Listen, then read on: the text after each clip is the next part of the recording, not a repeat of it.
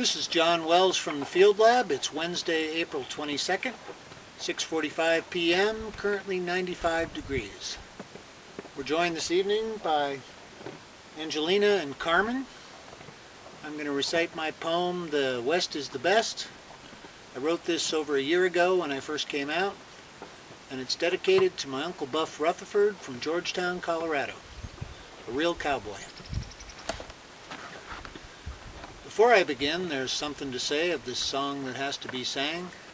To fit in real good in my new neighborhood, I've adopted the following twang. I pledge allegiance to the state of which I just come to. Moving from New York to Texas was the best thing I could do. Land out west is vast and cheap, of that I was aware. $8,000 bought 40 acres, that's a quarter-mile square. Of government things, I'd be remiss if I didn't tell you what the facts is. Out here I'll pay less than $100, that's all for my property taxes. Up in New York my house was bigger, but I had just a little less land. I sure loved it there, but it just weren't fair. My taxes were 12 grand.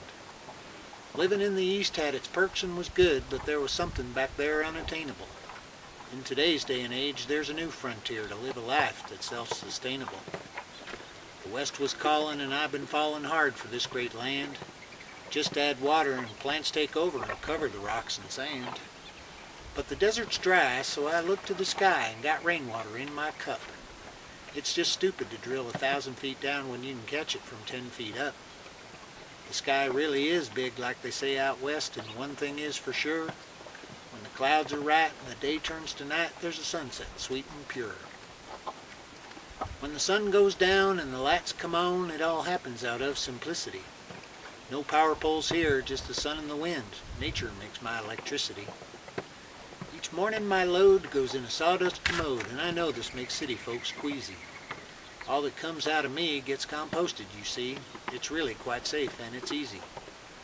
And just so you know, ain't quite ready to grow, so food from a can's how my meal goes.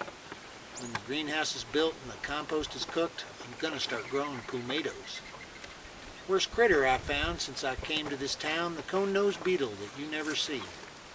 He bites you at night and then poops on the bite, adding insult to injury. And just to be clear, it's isolated here, but I never get upset. I work when it's fair, I got friends here and there, and I got the internet. I have a long beard, I love to drink beer, and I'm friendly to all that I see. Nice to have found in this quaint little town lots of folks that are just like me. To all the old friends that I miss back home, they will see what makes this place exquisite. If I do what I think as the plan is distinct, I'm certain they'll all come and visit. Along for the ride was my joy and my pride, the best dog in the world named Goldie. She got sick and I found she had to be put down. She sure was a goodie, but oldie. Now to end this ode about my new abode, to Jim Morrison I must attest. The West is the best, the West is the best. Come and we'll do the rest.